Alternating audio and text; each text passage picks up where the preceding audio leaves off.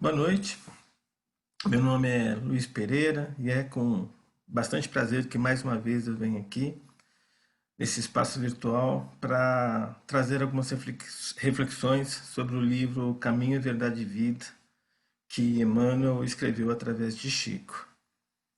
Hoje o tema é o capítulo 80, que tem o título de Opiniões.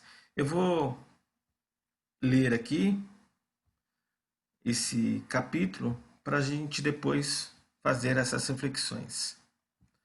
Opiniões.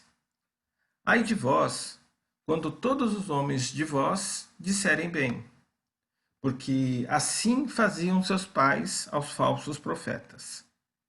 Jesus, isso está em Lucas capítulo 6, versos 26.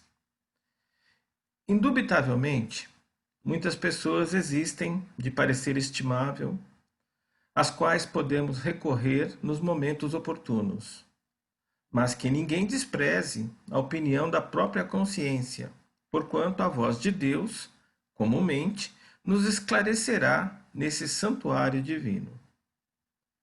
Rematada a loucura é o propósito de contar com a aprovação geral ao nosso esforço. Quando Jesus pronunciou a sublime exortação desta passagem de Lucas, agiu com absoluto conhecimento das criaturas. Sabia o mestre que, num plano de contrastes chocantes como a Terra, não será possível agradar a todos simultaneamente.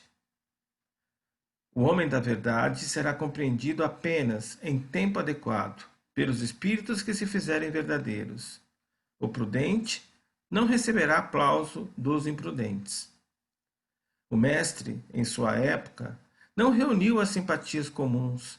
Se foi amado por criaturas sinceras e simples, sofreu impiedoso ataque dos convencionalistas. Para Maria de Magdala, era ele o Salvador. Para Caifás, todavia, era o revolucionário perigoso. O tempo foi a única força de esclarecimento geral. Se te encontras em serviço edificante, se tua consciência te aprova, que te importam as opiniões levianas ou insinceras? Cumpre teu dever e caminha.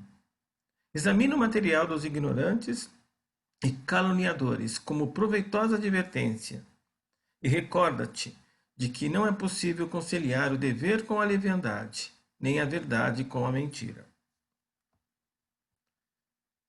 Bem, desse pequeno trecho dá para refletir sobre diversas coisas. Quando eu li esse trecho, esse capítulo, a primeira coisa que me veio à mente foi que nem sempre os elogios são bons, que nem sempre as coisas nos ditas como boas são realmente boas e que nem sempre os comentários, bons ou ruins, à nossa volta são adequados para a caminhada que nós fazemos, evolutiva neste plano. Refletindo um pouco mais, eu acredito que esse texto deixa bem claro que nós devemos tomar cuidado com os pseudo-sábios, com os falsos profetas, que nos trazem informações que, se não tomarmos cuidado, vai fazer com que nós nos percamos nos caminhos que realizamos evolutivo. Precisamos então reconhecer esses falsos profetas. E como fazer isso? Profeta, na civilização hebraica, no judaísmo, é uma autoridade, é um espírito que encarnado é um porta-voz, ele representa o divino. Então, na época de Jesus, Um profeta era como um intérprete de Deus na terra. Um falso profeta, então, normalmente, ele se coloca nesse papel de interlocutor, de representante do nosso Pai, de Deus. Então, a primeira característica que a gente percebe num falso profeta é que ele gosta de se fazer notar. Ele é orgulhoso. Ele gosta de ser reverenciado. Ele também é eloquente, normalmente, é simpático, fala de coisas que todos nós gostamos de ouvir, as verdades que ele nos traz normalmente são boas. Ele gosta, então, de palanque, de ser elogiado. E ele se disfarça. Se disfarça de várias maneiras. Normalmente a gente vê o falso profeta como um líder religioso. Mas ele pode nos parecer também como um youtuber, como um médium, como um espírito desencarnado que, através de um médium, realiza psicografias, trazendo informações do além. Em resumo, se nós pararmos para pensar, refletir sobre tudo que lemos, vemos no YouTube, na televisão, enfim, nas diferentes mídias que temos acesso hoje, se nós refletirmos, nós conseguimos separar o joio do trigo. Porque o verdadeiro sábio, e entendamos aí o conceito de ser sábio é aquele que detém conhecimento. Conhecimento é acúmulo de informação processada. Só acumular informação não nos traz conhecimento. Eu posso ler vários livros, ver vários vídeos, fazer N cursos, ter vários bacharelados, ter pós-graduação. Se eu não processar as informações que eu obtive, o conhecimento não se materializa em mim. Exige-se, então, a necessidade que as informações sejam refletidas, sejam pensadas, sejam vividas, para que elas se tornem conhecimento em nós. Então, o que é o sábio? O sábio é aquele que usa o conhecimento refletido, processado, vivenciado, em prol do próximo e de si próprio. Mas ele, apesar de todo esse conhecimento, de toda essa sabedoria, ele é humilde. Ele tem conhecimento, tem experiência de vida, vivencia o que fala, ou seja, a sua retórica não é vazia, porque ele fala o que conhece por viver aquilo. Mas apesar de todo esse conhecimento, apesar dessa experiência de vida, ele é humilde. Ele não quer ostentação, não procura elogios, não procura palanque, não é performático. Ele procura, de certa maneira, até ficar oculto para a grande massa. Então, se nós pararmos para pensar um pouco em tudo que lermos, ouvirmos e vermos, a gente consegue, numa análise rápida, definir, perceber se aquele interlocutor é um sábio ou um pseudo-sábio, se é um profeta realmente representando o divino ou se é um falso profeta. E Kardec? Kardec nos ajuda de alguma forma a distinguir a falsa informação, o pseudo-sábio. Sim, Kardec nos ajuda. No seu livro Evangelho segundo o Espiritismo, no prefácio, Kardec descreve uma metodologia que nós podemos utilizar para distinguir a falsa verdade. A informação trazida por um pseudo-sábio, seja ele um espírito encarnado ou desencarnado, evitando assim que a nossa doutrina seja corrompida por informações falsas ou por dogmas. Como funciona este método? Este método recebe o nome de CUE, Controle Universal dos Ensinamentos dos Espíritos, CUEE. E Kardec descreve de maneira detalhada como aplicar este método para evitar nos enganarmos por esses pseudo-sábios. No que consiste, então, este método?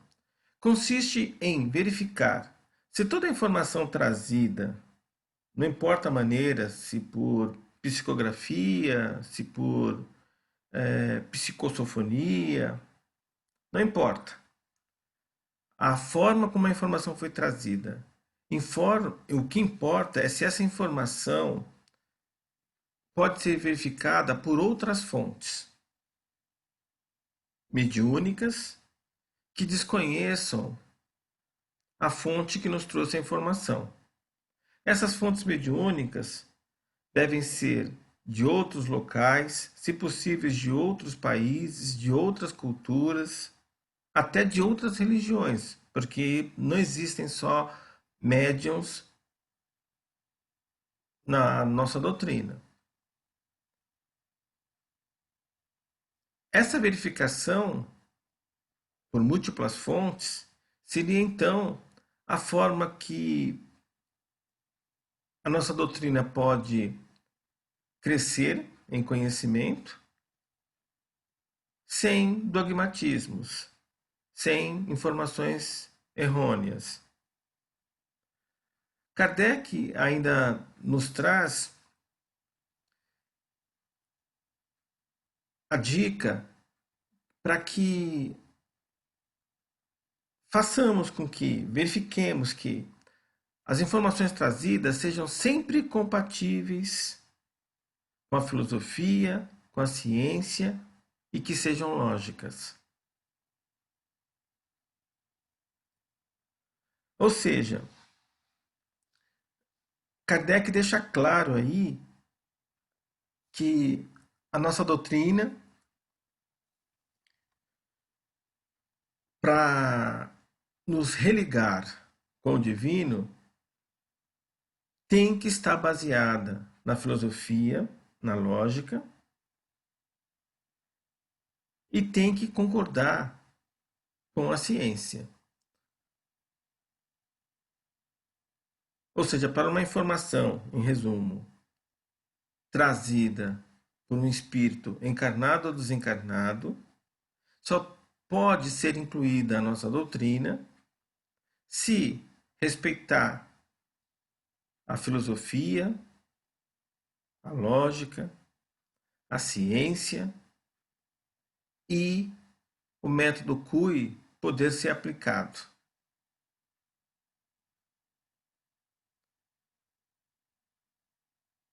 Se nós lermos um livro, só como exemplo, esse livro nos traz uma informação nova. Essa informação, de acordo com a visão de Kardec, para ser verificada como verdadeira, não pode ir contra a ciência, tem que ter uma lógica aceitável, ou seja, filosoficamente tem que ser aceitável e tem que respeitar o método CUI. Ou seja, essa informação tem que ser uma informação comum,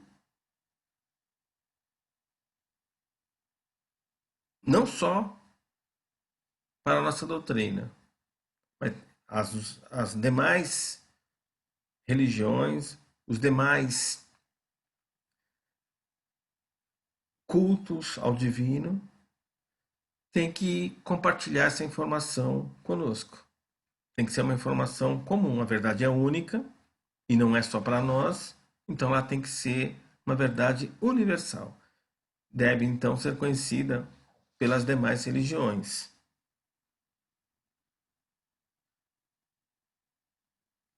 Simples assim. Kardec também lembra que nós somos seres conscientes e que, por isso, nós devemos utilizar essa nossa consciência como também um fiel companheiro para nos ajudar a distinguir os falsos profetas, os pseudos sábios. Porque quando provocada, a nossa consciência pode nos ajudar através de percepções, através de induções, a perceber se uma informação faz sentido, se é verdadeira. Se a nossa consciência se manifestar mediante uma informação que nos é colocada, ela deve ser mais valorada que qualquer opinião emitida por alguém à nossa volta, seja ela boa ou ruim. Porque a nossa intuição, a nossa percepção, manifestações da nossa consciência é sempre nossa amiga. Ela nunca vai nos enganar. E por isso devemos sempre procurar consultar se ela tem algo a nos dizer.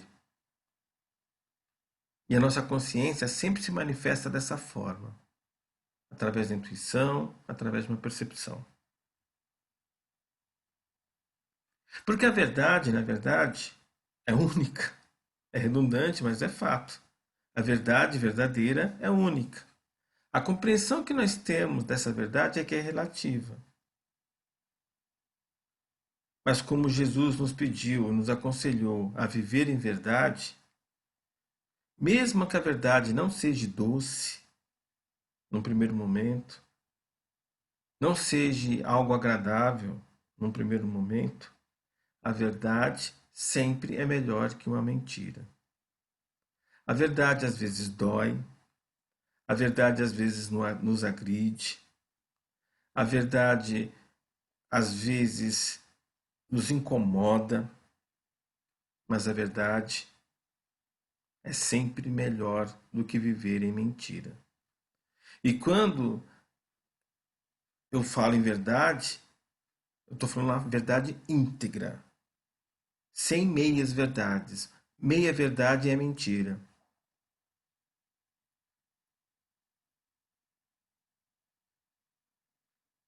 Eu fazer o uso da verdade quando me é interessante, ou omitir uma verdade porque me é conveniente, é uma mentira.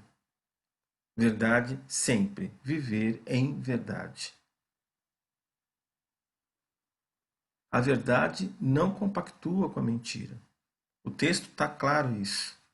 Emmanuel deixa isso bem claro no finalzinho do texto. Que a verdade deve imperar sempre em nossa vida. Que possamos, então, sempre ter essa consciência de viver em verdade, como Jesus nos aconselhou. Que assim seja, graças a Deus.